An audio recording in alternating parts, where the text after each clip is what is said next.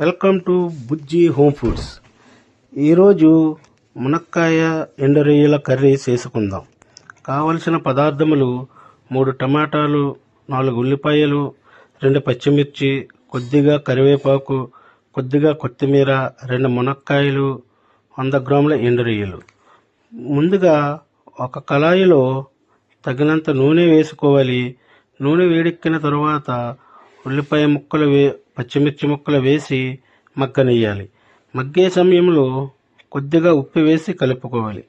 ఉల్లిపాయ ముక్కలు brown colour వచ్చే వరకు వేపాలి. తరువాత ఎండురొయ్యలు, మునక్కాయ ముక్కలు, కొద్దిగా నీళ్లు వేసి బాగా మగ్గనియ్యాలి. మగ్గిన తరువాత టమాటా ముక్కలు వేసి బాగా మగ్గనియ్యాలి. తరువాత తగినంత కారం, హాఫ్ స్పూను పసుపు వేసి మగ్గనియ్యాలి. మగ్గిన తరువాత అల్లం పేస్టు, గరం మసాలా పేస్టు వేసి కలుపుకొని కొద్దిగా నీళ్ళు వేసి కలుపుకొని మూత పెట్టండి. మూత పెట్టి 10 నిమిషాల తర్వాత కొత్తిమీర వేసుకుని కలుపుకుంటే గుమగుమలాడే మునక్కాయ ఎండరొయ్యల కర్రీ రెడీ.